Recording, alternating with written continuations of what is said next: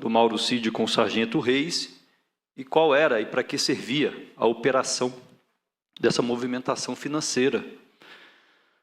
Segunda questão que eu quero fazer ao senhor, Mauro Cid, eu vou tocar aqui, presidente, um áudio do advogado do Mauro Cid, rapidamente do meu celular. Está autorizado a colocar o áudio. Dentro do seu tempo.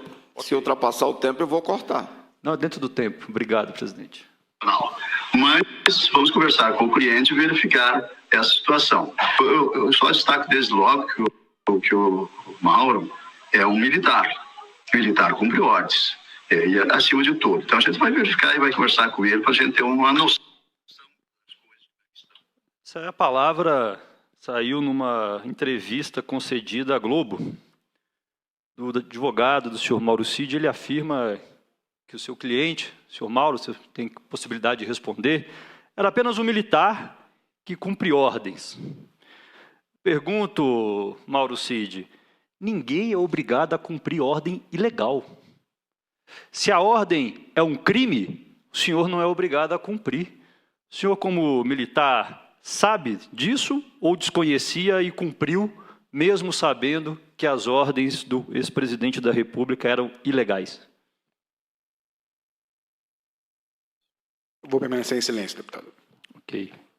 Eu imagino que o senhor saiba, como seu advogado também deve saber, que ninguém é obrigado a cumprir ordem ilegal. Se a ordem é legal, não cumpra, sendo militar, civil, assessor ou não. Eu gostaria de pedir para a equipe da comunicação passar um vídeo, por favor, está no meu, nós encaminhamos na sua assessoria. Está autorizado a exibição do vídeo desde que não ultrapasse o seu tempo. É o cara de confiança meu. Cid, aquele assunto com o Putin é assim. Aquele assunto com o Joe Biden é assado. Cortou o início, mas deu para pegar o espírito, presidente, porque o senhor Mauro Cid iniciou aqui com o depoimento dizendo que a função que ele cumpria era apenas protocolar, indicada pelas Forças Armadas. Bolsonaro disse várias vezes, Mauro Cid, o senhor era um homem de confiança do presidente da República. Era do núcleo duro, da família, tinha relações pessoais e políticas. Então, o senhor não cola a tese de que a sua função como ajudante de ordens era apenas e meramente protocolar.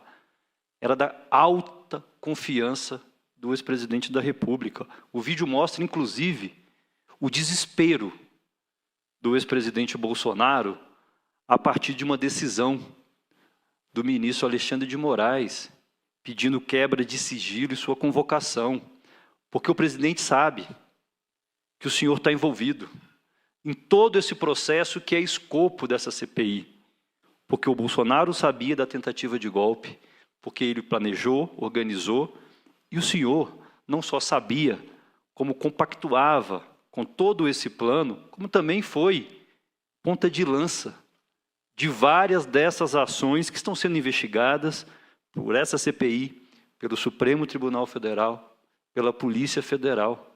É muito grave o que aconteceu.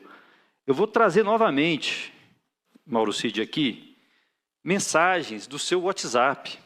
O senhor tinha um grupo com você mesmo. Você mandava mensagens lá. Acho que essa é uma prática comum, vários de nós têm. Eu tenho um grupo que eu coloco minhas tarefas, notícias importantes. E nesse grupo seu com você mesmo, Mauro Cid, tinha um documento que é a receita do bolo do golpe orquestrado e planejado pelo ex-presidente da República, Jair Bolsonaro, que deu errado, que falhou, pela incompetência também daqueles que planejaram. O deputado Fábio já trouxe aqui, foi pego no seu celular, mensagens com membros das Forças Armadas Brasileiras, pedindo ao senhor, pela sua relação de confiança pessoal com o ex-presidente da República, que intervisse, que convencesse Bolsonaro a dar a ordem do golpe. Então não cola a tentativa de dizer que não sabia ou que apenas cumpria ordens ou que cumpria uma função protocolar no Palácio do Planalto. O senhor foi um membro do núcleo duro político do ex-governo. Ex-governo que foi derrotado nas urnas e que o presidente não reconheceu o resultado. Um ex-governo que, infelizmente, senhor Mauro Cid, corrompeu uma parte e um comando, uma parte do comando das Forças Armadas Brasileiras, do Exército Brasileiro. Envergonham essa instituição saber que teve general, coronel, que estavam por trás da articulação da tentativa de um golpe de Estado. E essa, presidente, é a questão central dessa CPI. Tentativa de um golpe de Estado.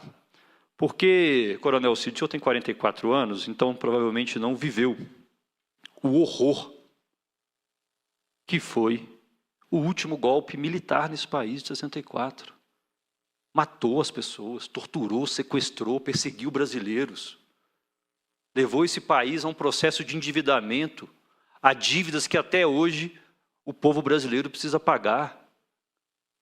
Corrompeu a estrutura dos militares nesse país e teve colega do senhor aqui nessa cadeira que tentou ainda menosprezar.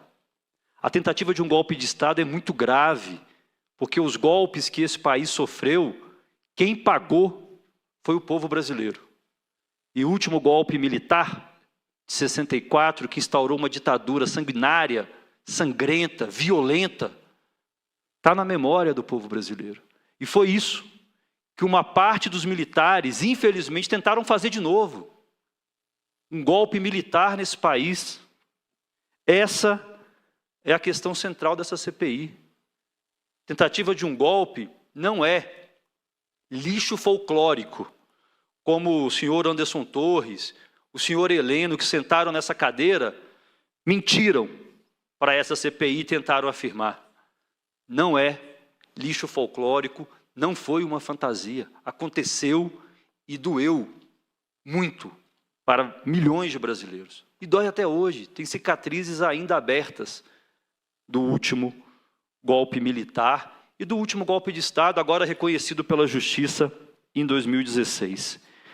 Digo isso, presidente, porque a articulação golpista ela foi feita em torno do principal beneficiado pelo golpe, que seria o ex-presidente da República, Bolsonaro, a sua família e a laia golpista que tentou sequestrar o Estado brasileiro.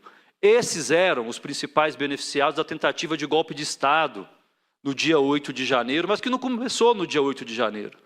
Desde o início do governo do ex-presidente da República, isso era orquestrado, não só pelas falas do ex-presidente da República, mas pelas ações, na tentativa de envolver as Forças Armadas para desacreditar o sistema eleitoral brasileiro, nas denúncias que estão sendo investigadas agora de corrupção, inclusive de senhores de alta patente do Exército Brasileiro, compra e venda ilegal de joias, inclusive do seu pai, que está sendo acusado, que o sentimento de impunidade era tão grande que, além da tentativa criminosa da venda das joias, ainda aparece no reflexo de uma delas, ao tirar foto para anunciar num site de vendas de joias, não sei aonde.